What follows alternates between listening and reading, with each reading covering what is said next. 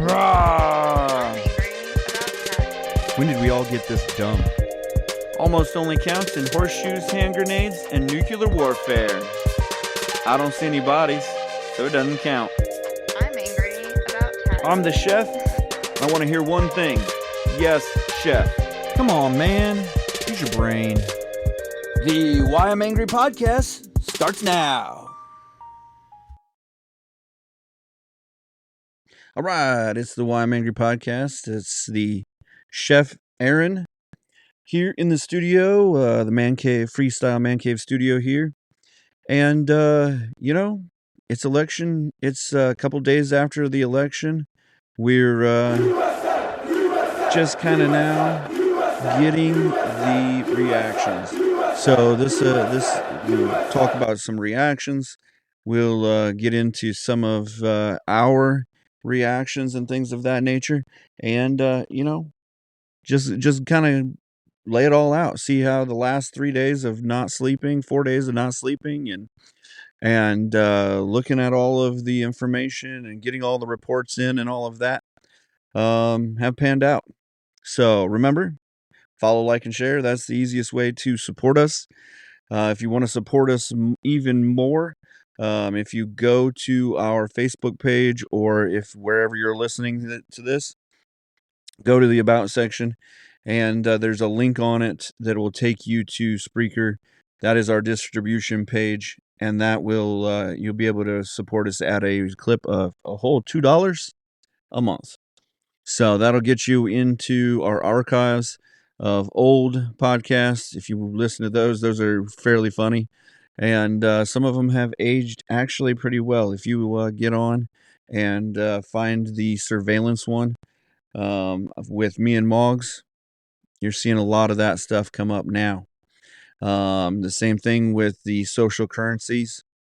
That is one that actually even Warren Davidson, one of our representatives in Congress in Ohio here, sent out a message about just about 2 weeks ago, that he went to the central bank and was talking about how they're set up for currency, and he believes that in the U.S. they can that there could be some things that come down that could be man-made, even, that push us towards a central currency. So yeah, so get on there. There's some things in the archives that give you some education. We're not always about right on the minute. Sometimes we talk about subjects, and usually that's with Moggs, and sometimes it's not. Sometimes it's just the guys and I getting on here and having a chat. So, as everybody knows, it was an election, and I'm looking over the numbers, and the more I'm looking at, like, he has 72 million votes. She only had 67 million votes. It In all accounts, it seemed like there were a lot of people out voting. There were a lot of people charged for this. There's a lot of people ready to go for this. And not that I'm not saying that 140 million people voting isn't a lot, but it seems like we missed about 20 or 30 million people that voted last year, or last cycle, for president. And you have to think about this. What does that mean?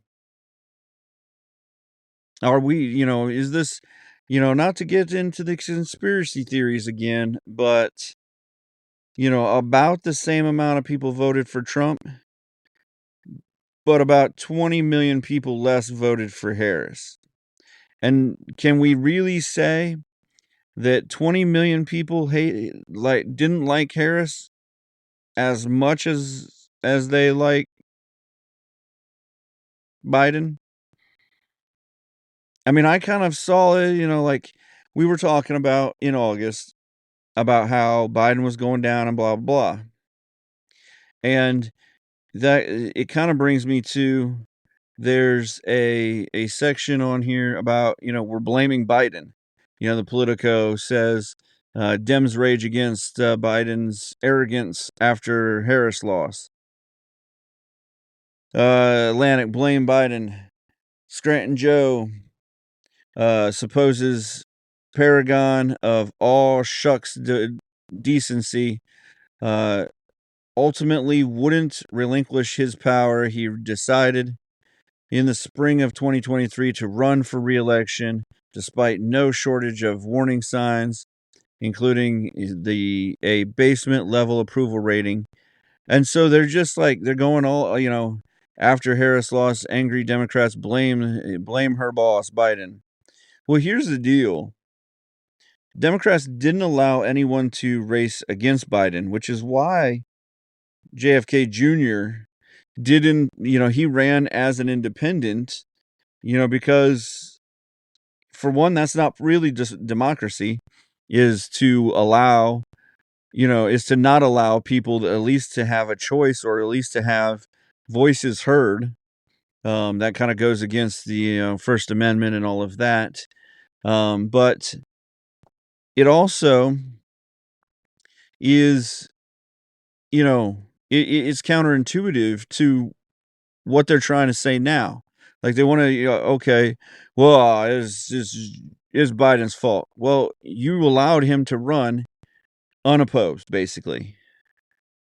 And then you happily made Harris the next person without the Democratic convention, without any kind of, this was the plan. Like now you can go blame whoever you want, but this was your plan. And honestly, it was a great plan because other than Trump and Vance kind of, doing the vetting for the media, she only had 3 months of beating. She only had 3 months of cackling. And honestly, YouTube and some of these other Google-S oligarchs held that to a minimum. Like when I went on to YouTube to find a video of her cackling voice and whatever, that there weren't that many. I couldn't find them right off. I had to go through 2 or 3 pages of videos to get to, that obnoxious laugh. That kind of awkward pause, laugh so that, there isn't an awkward silence. And so, a lot of things have been kind of pushed back so that, you couldn't make fun of. A lot of shadow banning certain videos and things of that nature, and stuff like that. So, but that was the plan. Put somebody out instead of Biden, let Biden take all the beating, and then for 3 months campaign with $1 billion for 3 months, campaign somebody that had the name recognition that everyone knew, who was, and when they picked Harris, they had minority, they had woman, they had, black, they had all of the historic timing. And who they now they want to blame Biden,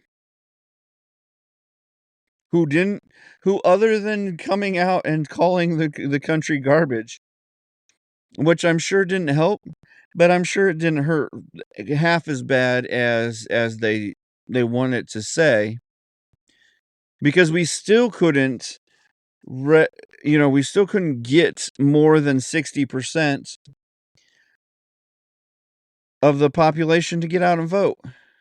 Something like that energizes more people to vote. It doesn't change your mind on who's voting, on who you're voting for. Oh, Joe Biden called me garbage. Well, he's going to go anyway, and blah blah blah. So I'm not going to change who I voted for. I'm not going to vote for somebody else because of that. It's just that it will energize the base of the other side to get more people out. Which maybe it did that, and maybe that's why, Trump won by about 5 million votes. And maybe that's why when it comes down to it,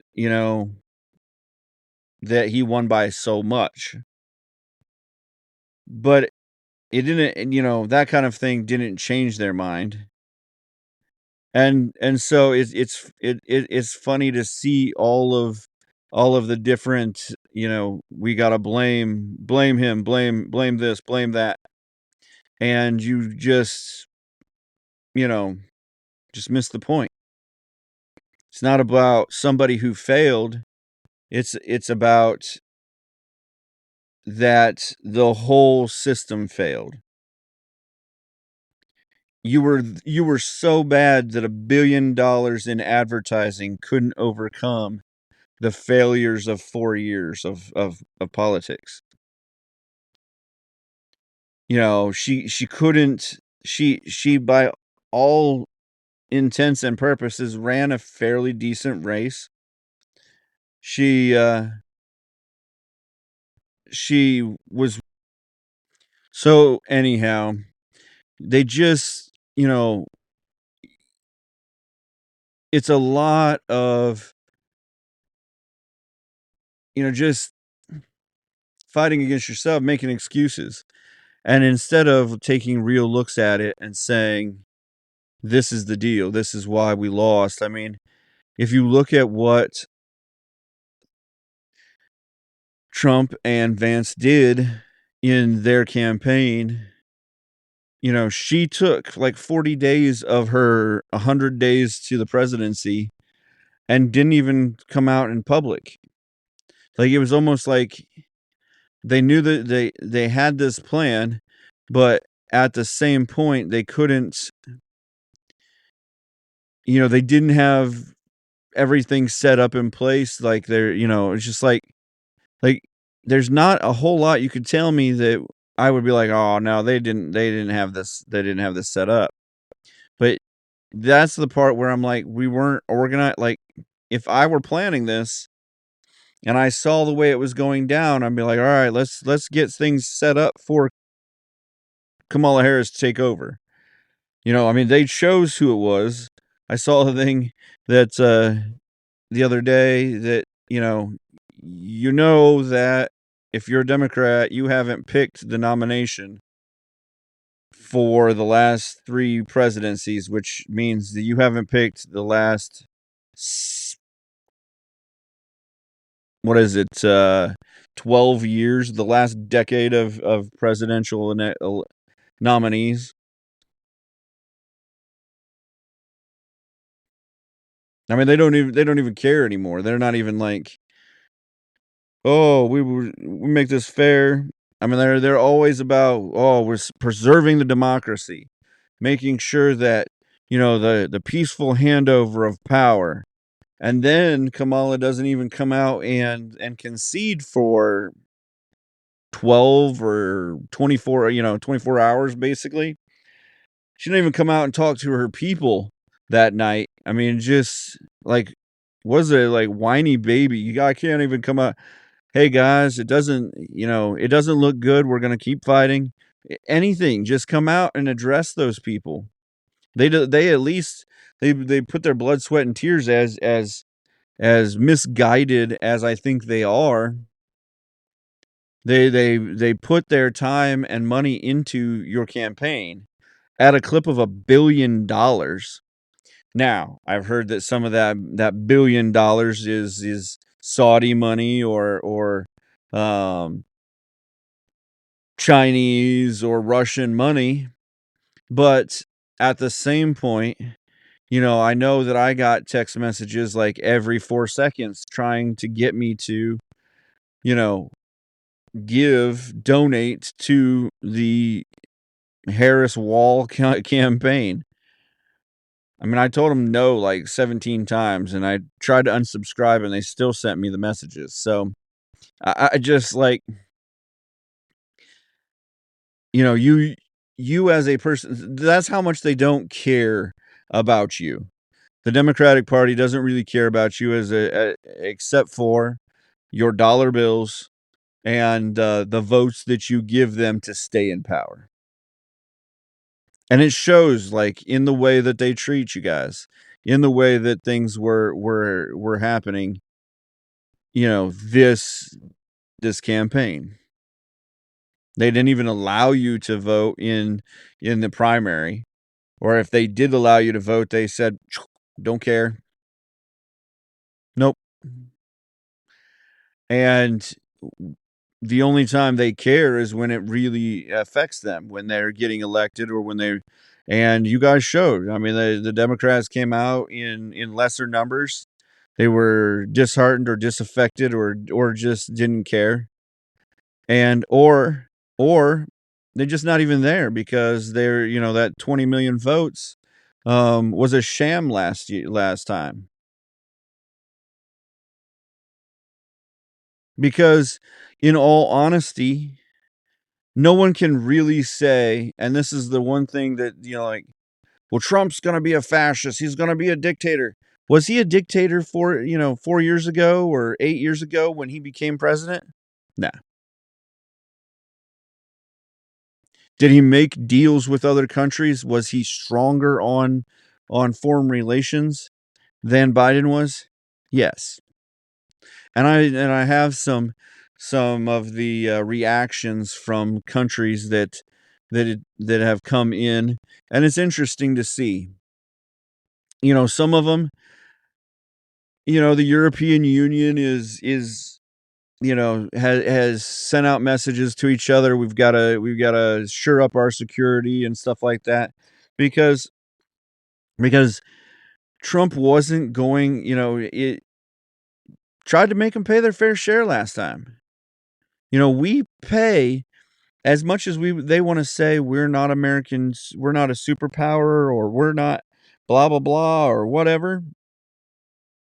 We pay for the vast majority of the world's security. And now Trump had made a deal where we paid less, but we were still on the hook to paying for, a large amount of the security. And you know what?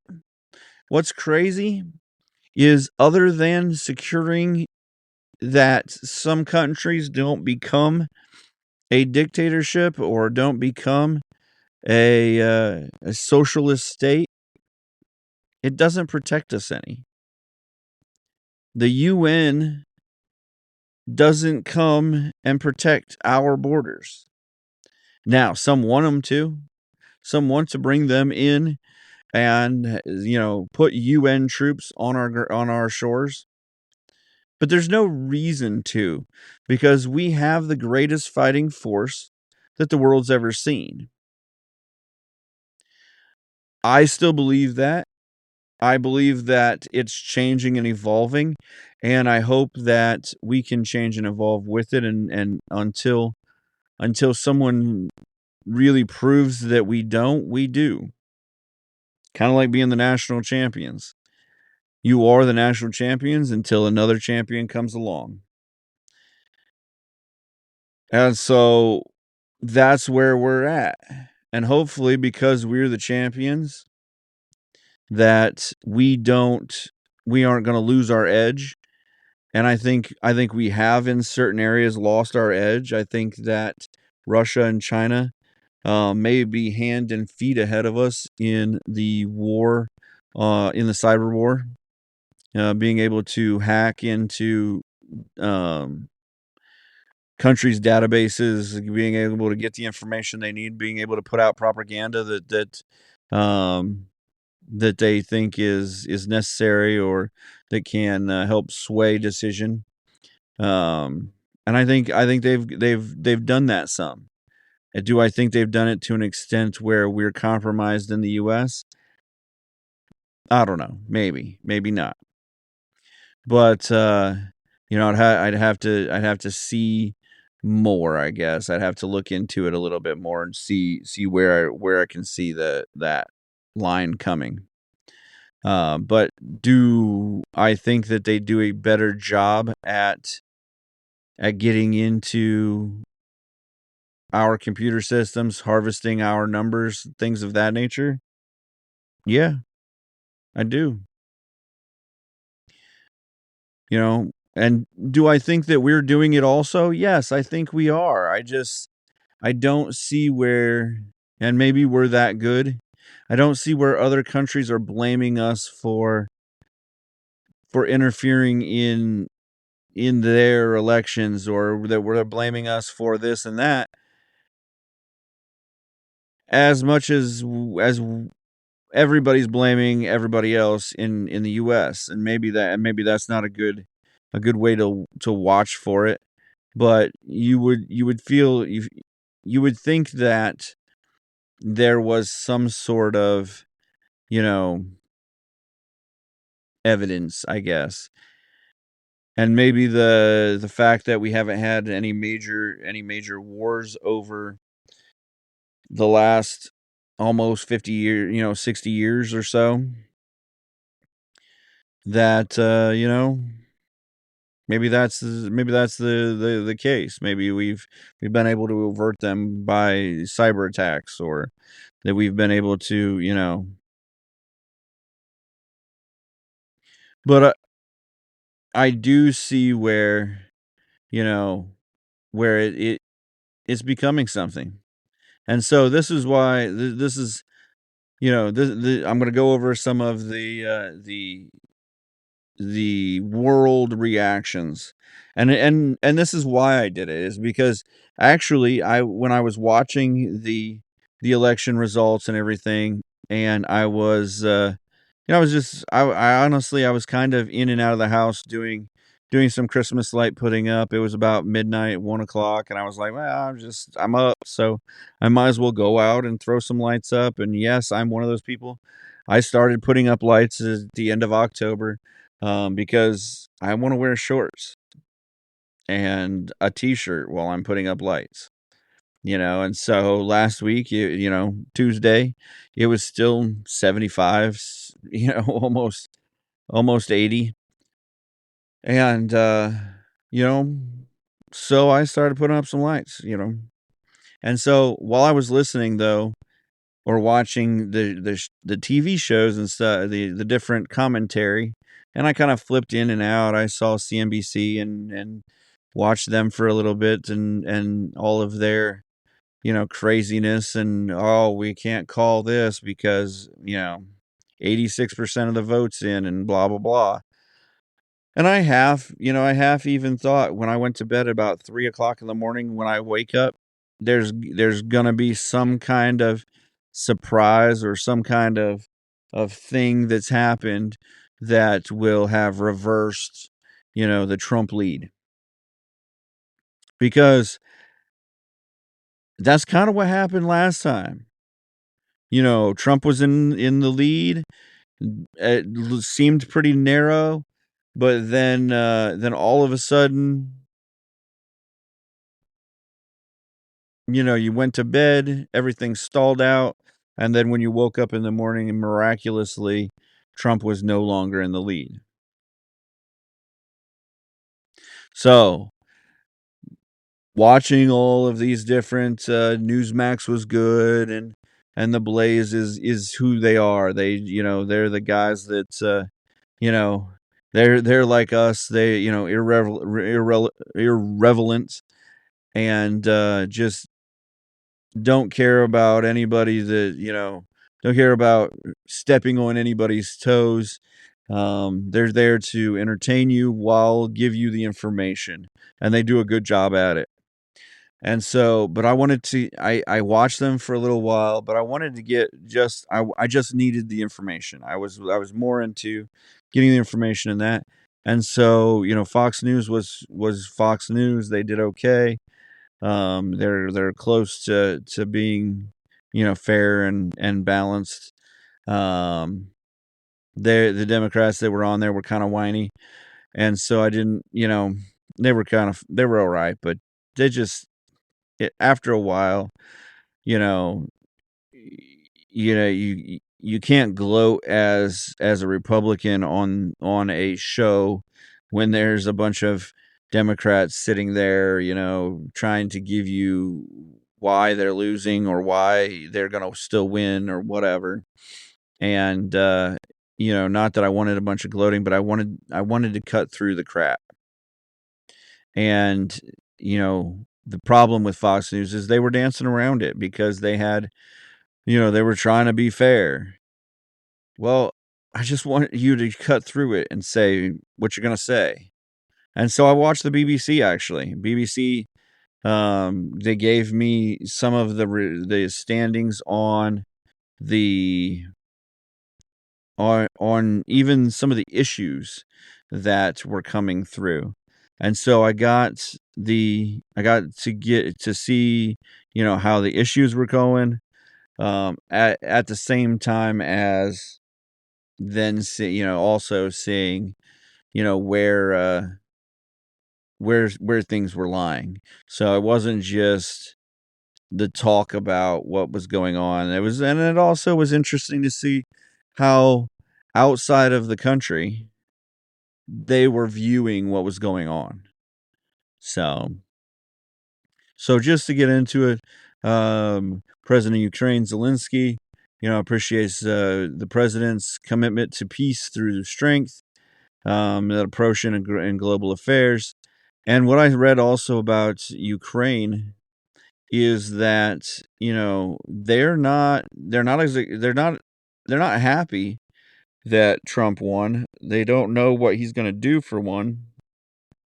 And they also know that the Republicans have been, kind of bulldogging or, kind of just trying to slow play some of the money going to Ukraine. We've been funneling money into Ukraine at $100 million clips, like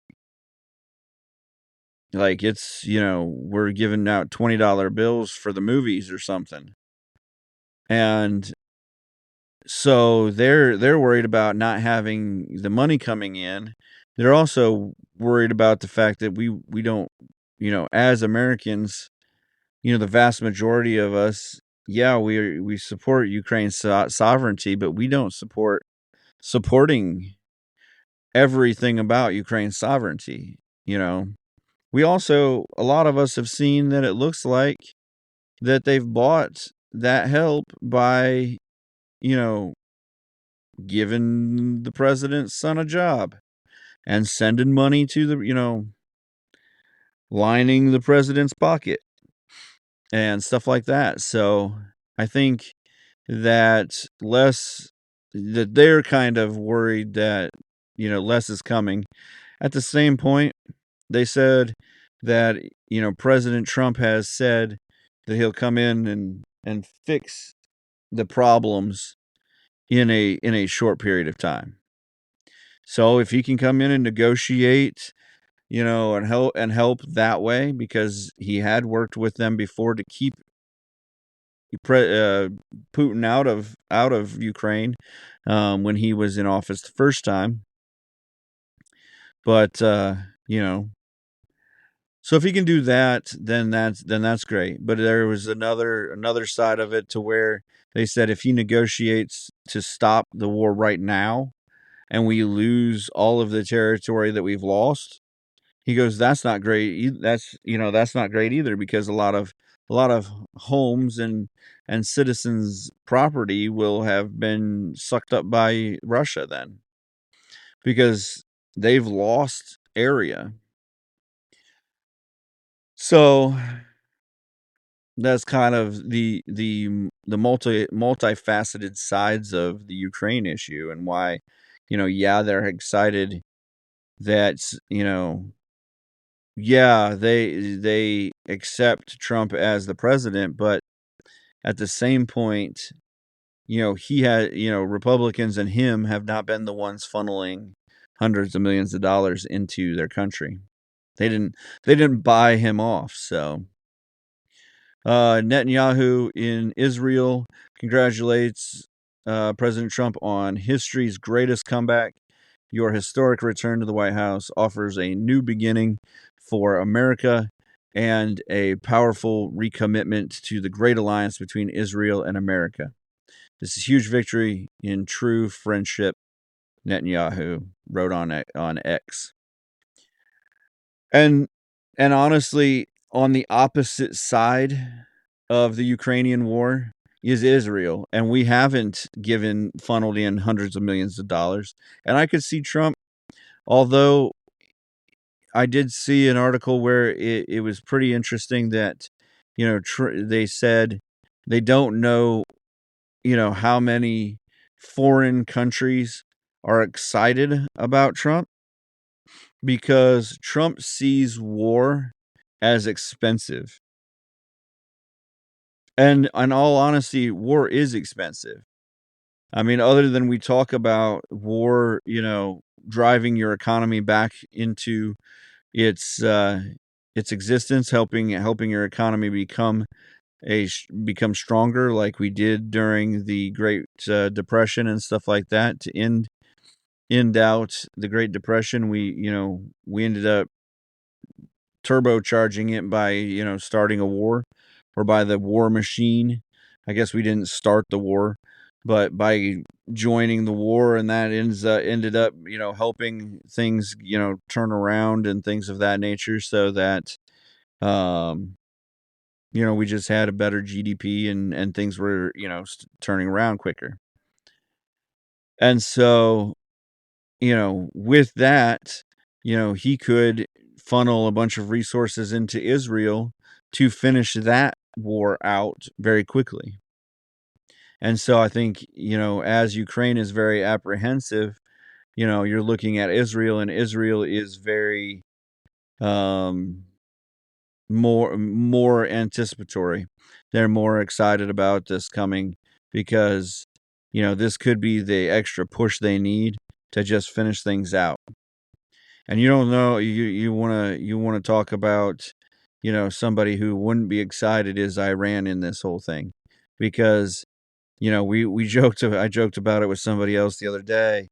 You know, Israel has already struck one of Hamas's big leaders in Iran. And you can't tell me that that wasn't a look at this, Iran. If you want to keep pushing this is what we can bring to your doorstep. I mean, they killed the guy with a rocket into a window, and blew the second story off of the building, second or third story off the building, in a penthouse in Tehran, which is the capital of Iran. Basically, in a military fortified hotel, hostel, or whatever, that at any given time could have foreign dignitaries or Hamas leaders, or, any number of what you would call nefarious people. And so they got, they you can see it. Iran not getting any more oil money from us, not getting any more support checks. We're going to double down probably on the sanctions that we've been placed on them. And we should. They've done nothing but continue to try to enrich uranium and start a nuclear program and all of that. And the Obamas and Bidens have done nothing but support them in it. And they want to talk about, we're the champions of democracy. Well, Iran is nowhere close to a democracy. And it is not, giving, it is not helping the world be a safer place. It is quite the opposite. And you want to talk about human rights and stuff like that, don't be LGBT blah blah blah in Iran. There's no they them. It is us and mine in Iran. It is literally the epitome of fascist dictator. You know, any money that you make in whatever job that you work on, they control it. And either they're going to get it or they allow you to spend it in this way. And that's honestly that's what you guys that's what the Democrats have been pushing for is, you know, the permission to spend the money and, you know, socialistic you know, society.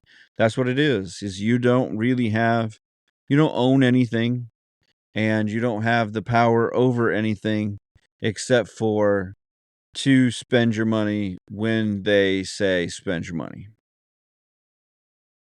That's it.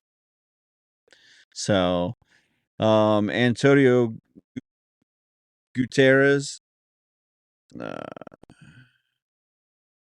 Guterres from the U.S. UN Security General congratulates President Trump-elect Donald Donald J. Trump, and I reaffirm my belief that the cooperation between the United States and the United Nations is an essential pillar in international relations. The United Nations stands ready to work constructively with the incoming administration to address the dramatic challenges our world is facing. You know that this dude is he doesn't have a clue what is coming to him. He knows what Trump did last time. Came in and told them to pay their fair share, or they were going to pull out. That kind of thing. He knows that they just came in or they just kind of slapped the wrist of Israel, saying that they, you know, denounce the war in Gaza and the extended war that has gone into um, the other area. And you know, so I think he's going to be pretty apprehensive also. Heartiest congratulations from my friend on your historic election victory, and this is coming from Narendra Modi, the Prime Minister of India. Successes of your previous term. I look forward to renewing our collaboration to further strengthen India US comprehensive, global, and strategic partnership together. It's funny how there's been like two or three people that I've only done like four of these, and each of them are renew our collaboration. But I thought Biden had built all of these strategic alliances,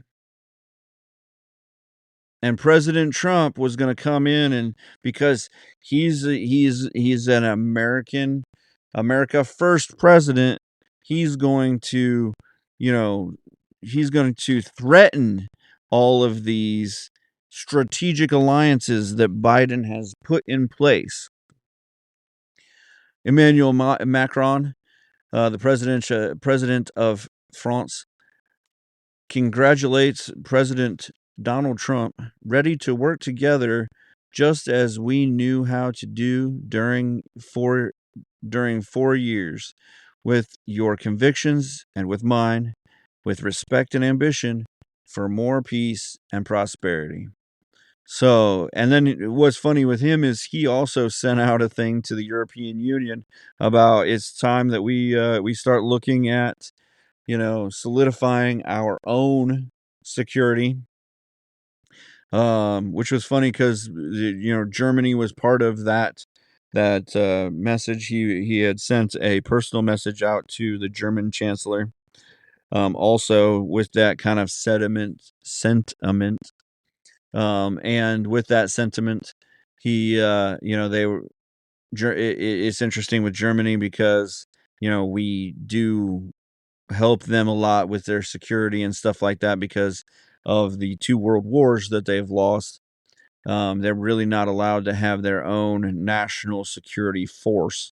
So some of that comes from the UN and some of it comes from, I'm sure, European Union security, and then a good bit of it comes from the US. And so it's interesting that now that President Trump is back in office, people are starting to talk about their own security as opposed to thinking that we're going to write them a blank check and hand them some security. And maybe that's how they did it, with the Biden years, is that after Trump came in, they said, okay, we haven't been here to give write me a check, you know, and that's how, President Biden's worth millions and millions of dollars when he hasn't had a real job ever. And, the salary for a president or a senator isn't hundreds of millions of dollars, surprisingly. But, there's ways to work the system, and they have done a very good job of that lately. Shigeru Ishiba, Prime Minister of Japan, says, I would like to offer my sincere congratulations on Mr. Trump's victory and also pay my respects to the democratic choice of the American people. And that's not pay respects as in paying respects for a funeral or something like that. That's paying, they pay your respects because it's a historical event. It's a legacy style event, and they want that to be remembered. They want to make sure that they show that they respect that choice. From now on, I would like to work closely with Mr. Trump, who will become the next president, to bring the Japanese U.S. and Japan U.S. relations to a higher level. We are going to make efforts to quickly establish a point of contact with Trump in the future. Mao Ning, Chinese Foreign Ministry, says our policy towards the U.S. is consistent.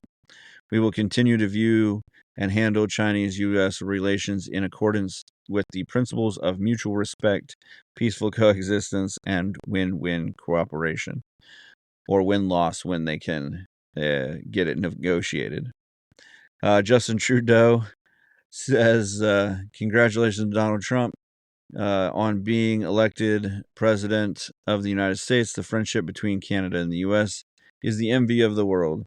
I know President Trump and I will work together to create more opportunity, prosperity, and security for both of our nations. Tayyip Erdogan, president of Turkey, says, congratulations, my friend Donald Trump, who was elected U.S. president once again after a big fight in the presidential elections in the United States of America. In this new era that will start with the choice of the American people, I hope for Turkish-American ties to strengthen, for regional and global crisis and wars, primarily the Palestinian issue and the Russian-Ukrainian war, to end. I believe more effort will be exerted for a fairer world. So it's funny with Turkey. Turkey is kind of in between the two wars a little bit. If you kind of look at it, Ukraine is a little farther up, and Turkey is kind of right in that range, and then it's not too far, honestly, from the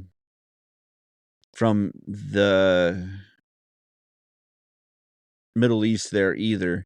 And so it's kind of only a few countries detached on both sides. So they're really honestly, I'm sure they're really hoping that U.S. interference is a push for peace, one way or another, because nothing threatens your country like having war on each side. And honestly, it's wars that you're not in, you're not capable of being in, and you're not able to control what the outcome is going to be. And so who you're going to work with, who's going to come out dominant here, who's going to that kind of thing. And not knowing is bigger anxiety than even if it was the worst case scenario. So Olaf Scholz from Germany, Scholz from Germany, I congratulate Dr. Trump or Donald Trump on his election as the U.S. president. Germany and the U.S. have for a long time successfully worked together to promote prosperity and freedom on both sides of the Atlantic. And we will do so for the benefit of our citizens. Saudi Arabia's King Solomon and Crown Prince Mohammed bin Solomon congratulate Donald Trump, Mr. Donald J. Trump, on his victory in the presidential election in the United States of America, the Saudi state news agency posted on X. So, just a congratulations from Saudi Arabia, probably because they're on their own deal, trying to figure trying to get their own things done. And we don't have a ton, other than the fact that they're not going to want him to pull away from their oil fields. I think that's the only, but they've pulled away from us. The oil dollar is no longer, the US dollar is no longer the oil dollar. They'll accept anybody's dollar. It used to be that they had, you had to actually, it's like the American Express being the only card that you can use at a certain spot or certain places. Well, you could only use US dollars to buy oil at one point. Now they're accepting any kind of dollar, whether it's Saudi dollars or whatever. Keir Starmer, the British Prime Minister, congratulates President-elect Trump on his historic election victory. I look forward to working with you in years ahead and closest allies. As the closest allies, we stand shoulder to shoulder in defense of our shared values and freedom, democracy, and enterprise. So, with the European Union and with China and Russia, I guess not so much Russia because we already have embargoes and stuff on them, but Trump's talking about imposing tariffs on trade.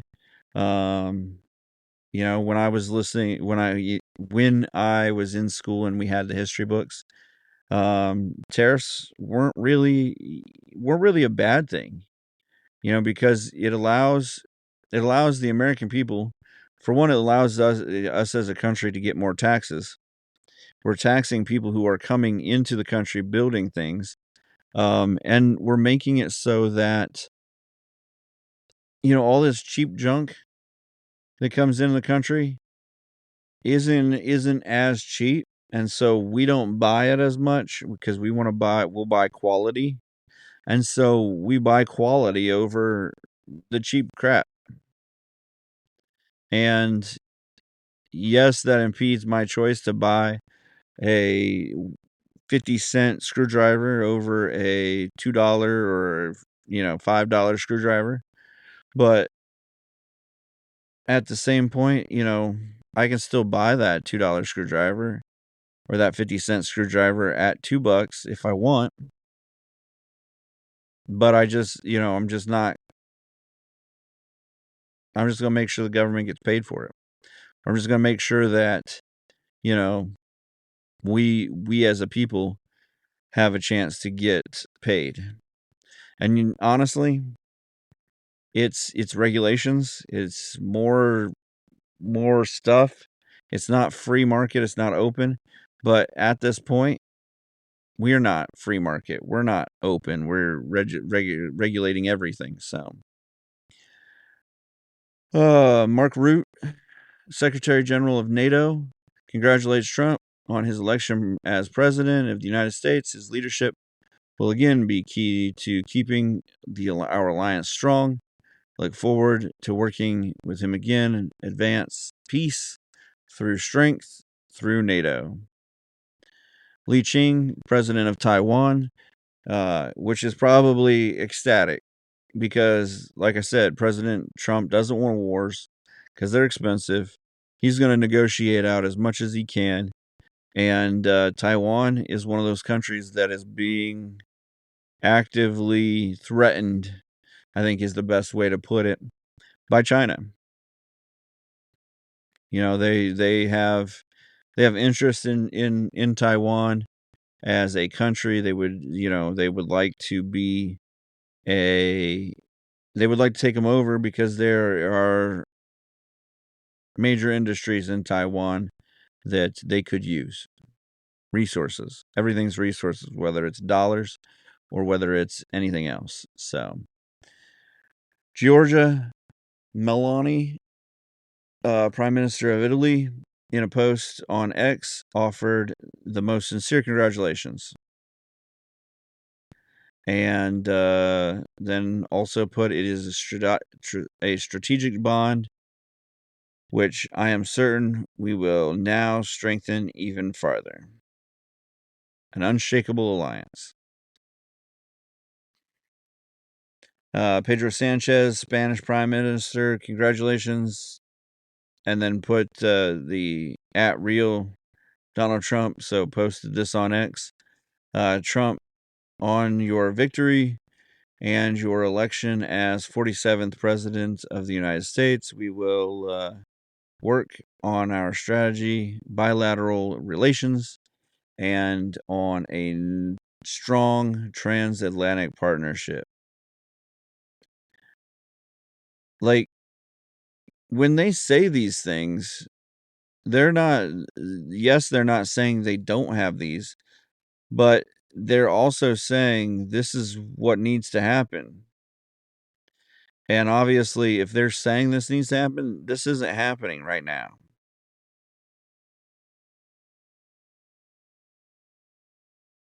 Ursula von der Leyen, EU Commission President.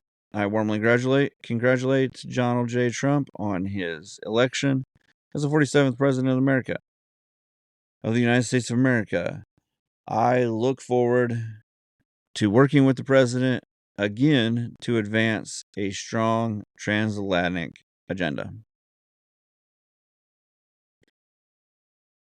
Let us work on the transatlantic partnership that continues to deliver for our citizens millions of jobs, billions in trade, and the investment on each side of the Atlantic depend on the dynamicism of and stability of our economic relationship. Abdel Fattah al-Sisi from Egypt, and I've heard a lot that, like, Egypt is excited that Trump is in office because Trump has a propensity or has a history of being able to finish out wars or being able to at least negotiate an end of things. And so he says, I congratulate President-elect Donald Trump for his win. I wish the best of luck and success in achieving the interests of the American people. I look forward to together establishing peace and maintaining regional stability and bolstering a strategic ties between Egypt and the United States. This is something that they didn't do with Biden. They didn't have a strategic system with him. They were out on, when you talk to Egypt about Israel and the whole issue, that you weren't talking to someone who had talked to, you know, our government system. They weren't part of the program. At least when Trump was in office, he was including countries in. Because for one, he wanted them to take responsibility. He wanted them to pay their fair share, and he wanted us to be able to bring that group together. We're no less, philanthropic. We're no less, you know, a world leader or power. But we're teaching other countries how to embrace the other countries around them. And so that's where you're seeing some hope. King Abdullah II of Jordan, warmest congratulations on winning the U.S. presidential election. Looking forward to working with you again to bolster Jordan's long-standing partnership with the United States in service of regional and global peace and stability for all.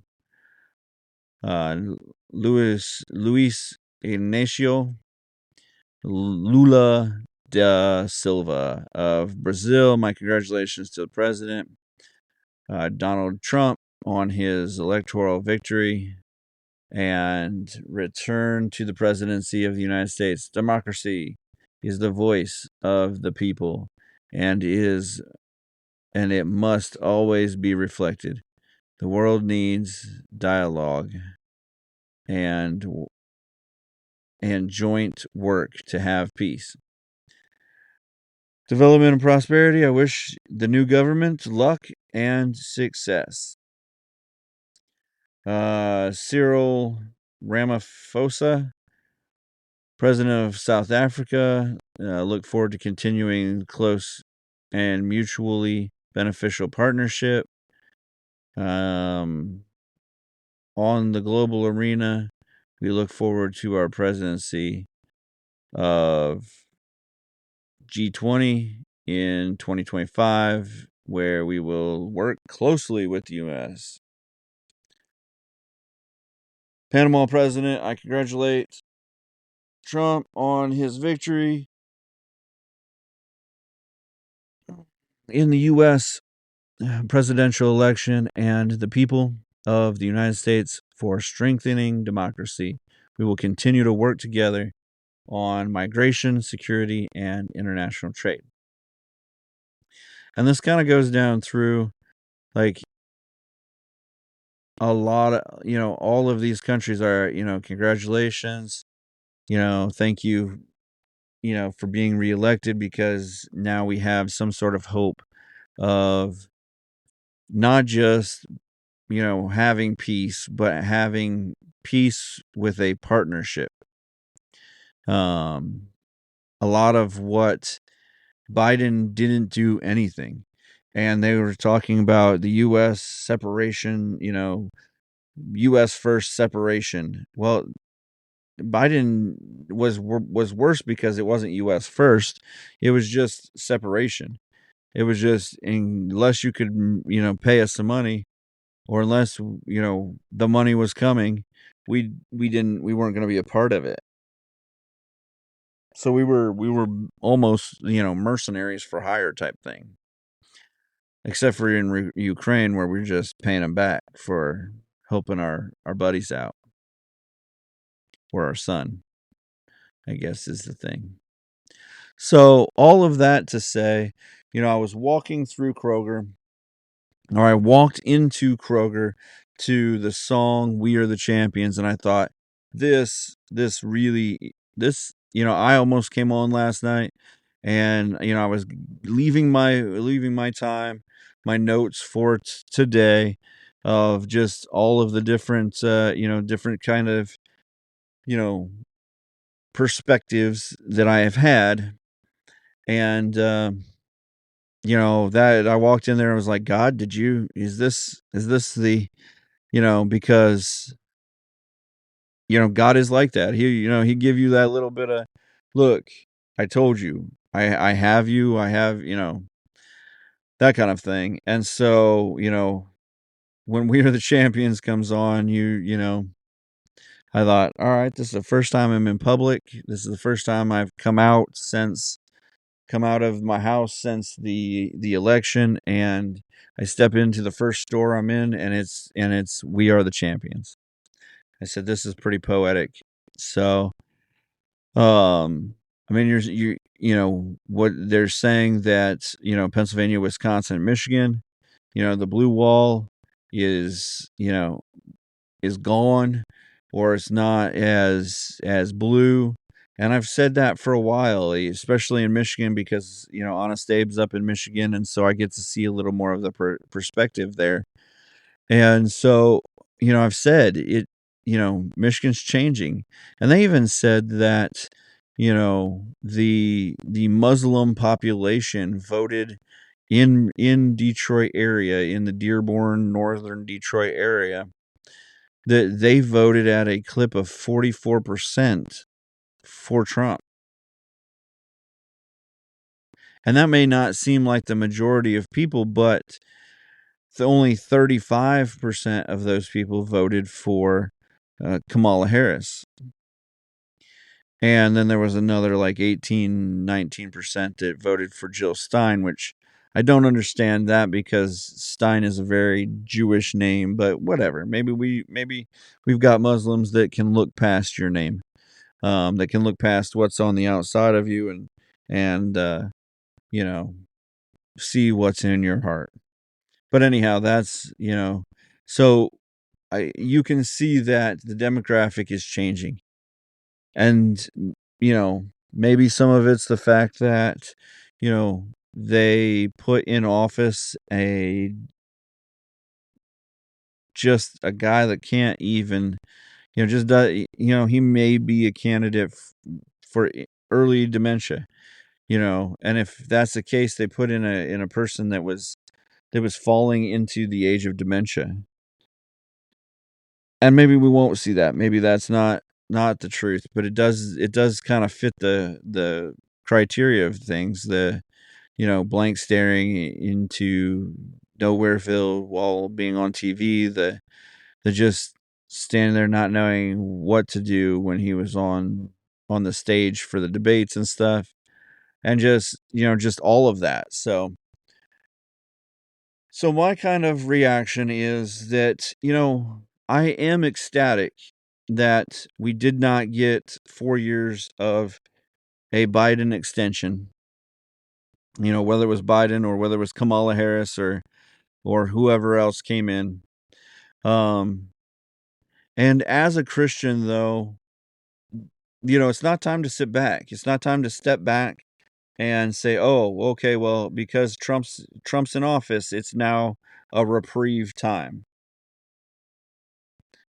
As a Christian, there is still work to be done, because, you know, We Are the Champions played yesterday.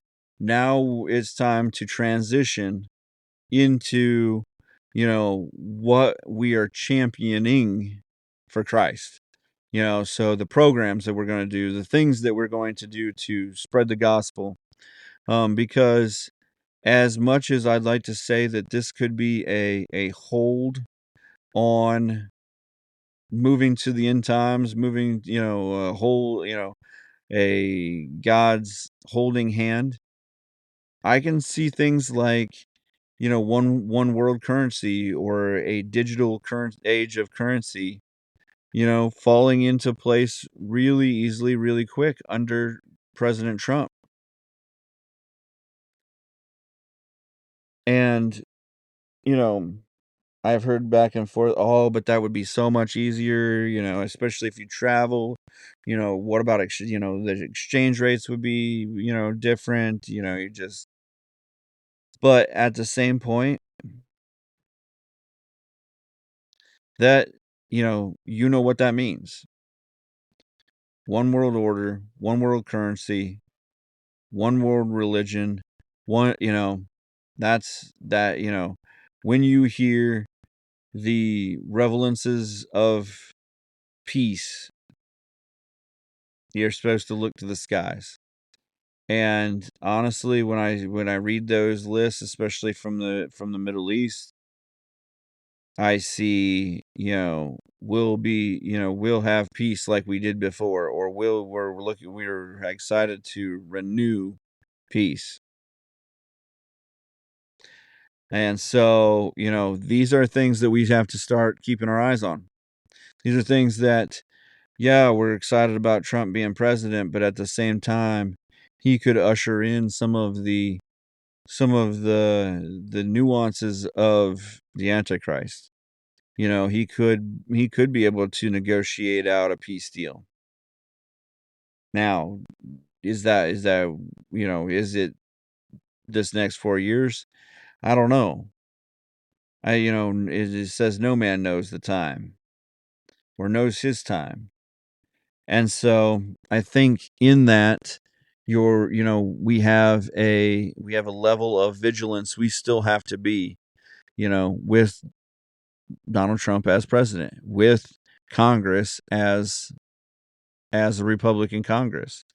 I think there is still a level of prophecy that we could be a part of.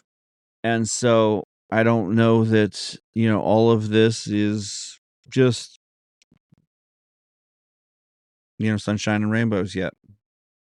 So I think with all of that, with we have a time to be excited, and we have a time to run. But I also think that we just have to continue to keep our head on a swivel. And if it's for nothing less than last time, when we were around for Trump last time, we didn't keep our eyes open, and we watched Trump walk out of the office, and luckily, as a humanitarian and things, he came back because he has money. This actually, as a president, loses him money. But with that, we just need to watch. It's a great victory. Don't get me wrong. But we need to watch that.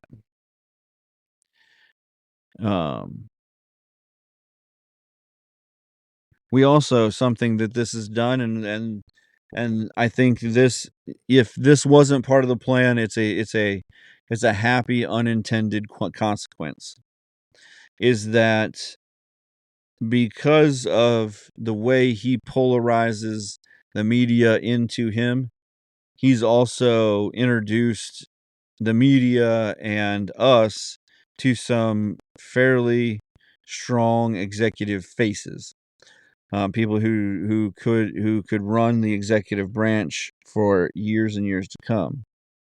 I mean, we saw Ramaswamy come through, and so now most people will know who Ramaswamy is. And also, he's ushered in the time of J.D. Vance. So most people will know who he is. And so next time when we run a candidate for president, we've got the people, and we've got the younger people. Because I think we've struggled over the last so many years of having this energetic base. Donald Trump is one guy, and he's one guy that will be an older, energetic guy that can still energize things, can still get up and talk and do everything to a certain high standard. I mean, I don't know if you've seen this, but Trump was everywhere. Like, he has been campaigning after campaigning. And I think what helped them win also was they threw Vance into whatever show he could get on. The View, the whatever, the CNBC, CBS, all of those things, because they knew, for one, that they were getting ready, that they were courting the black vote very well. They also knew that the Latino vote was coming their way. And I think that, you can't 100% predict that it's coming or that you're going to get all of that, but you still work at it. You don't just go out there and ho hum it and no, you go out and energize that. And I think that helps these some of these younger guys that are coming through now that are becoming, you know, higher ups in Congress and stuff like that. They actually just said that because of the elections and JD Vance going up to presidency, that Bernie Moreno will most likely be a tenured or no or not a junior senator right off the bat. He'll be a senior senator right off the bat because they're because JD Vance is gone, and so now you've got him going into Congress and JD Vance gone, so he's the senior now. Now JD Vance will be there because he'll be, and I'm sure the kind of guy he is, any questions he has and things like that, they're definitely going to take care of. But they're also quickly um, taking applications, for lack of a better term, for who's going to take that spot. And if I remember right, governor kind of gets to put that into account. So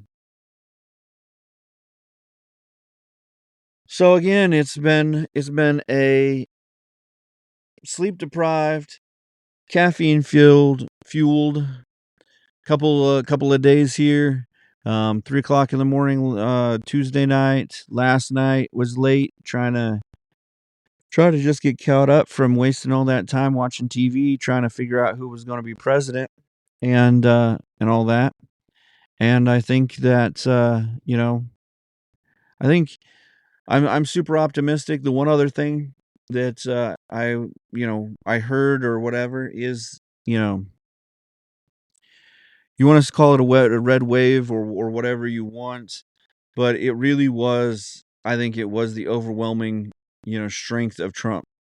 I came on a couple weeks back, or even I think I even came on last week and said that I just didn't feel like Bernie Moreno was going to make it. But I think because they strapped Moreno so far into Trump that it was in Ohio, it was you were going to vote Trump Moreno or you were going to vote Harris Sherrod Brown. That people just went down and Trump and then hit Moreno and then kept on going. And so it'd be interesting to see, or it will be interesting to see how many votes Bernie Moreno got over Sherrod Brown and see if it correlates so much with Trump. So I think that's where, we're seeing all of these kind of states following is that, Trump had this, he just right on in. And so I think that's where you're going to see. It looks like the Congress is going to be at anywhere from 51 to 54, maybe 55, depending on because there's still seven ballots out there or 7 races out there. Arizona can't get more than 60% of the vote counted in about 8 or 10 hours. So, again, one of those deals where you're manipulating the numbers somehow. We've taken away, most of the followings. Obviously, you can't do as much of the paper balloting as you did the first year, which was 2020, when people couldn't get out, either weren't allowed to or couldn't get out of their houses. And so I think you're seeing it. They didn't plan for this. They didn't plan for losing the vote. And so Arizona had planned on it was so tight. Well, how can we tell it's so tight now? Like you're still a point and a half between them, even in Arizona. And now it doesn't matter all that much. You've got, Trump's got anywhere from 302 to 312, maybe 315, votes.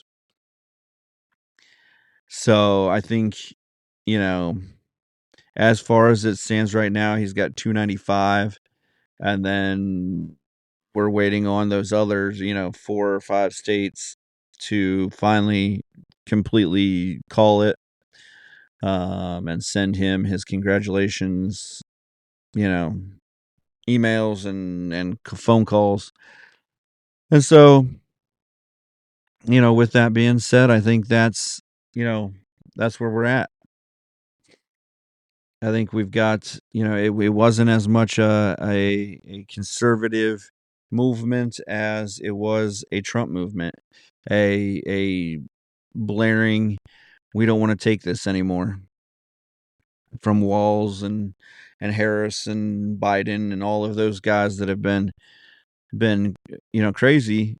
There's a reason that they moved to Texas out of California and New York and Florida and all of that you know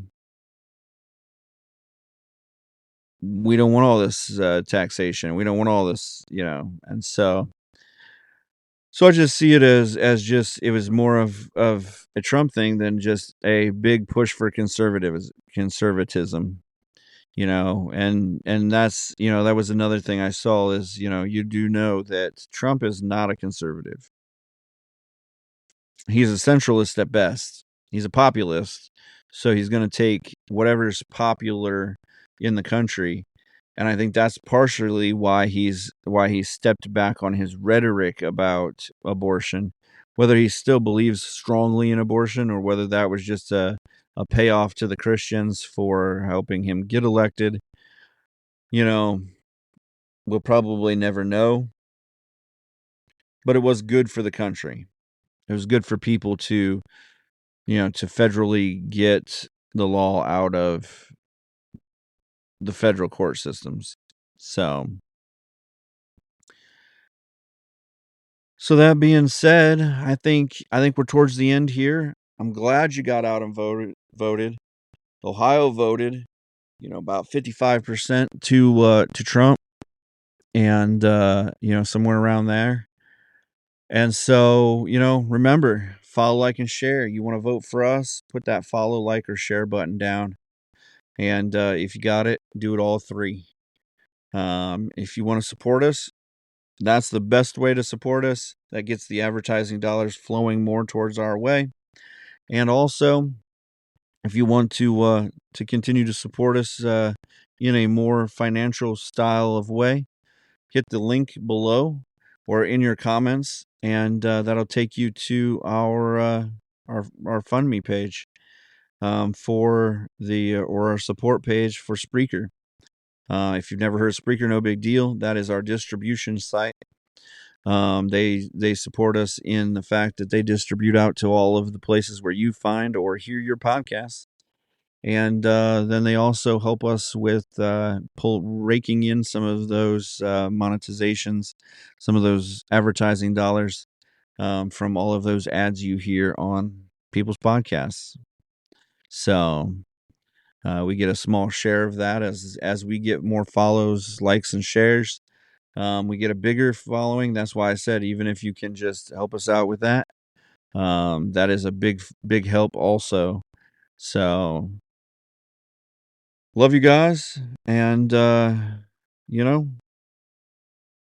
like always, remember to follow, like, and share the Why I'm Angry podcast across all social media platforms and anywhere you get your podcasts. The Why I'm Angry podcast ends now.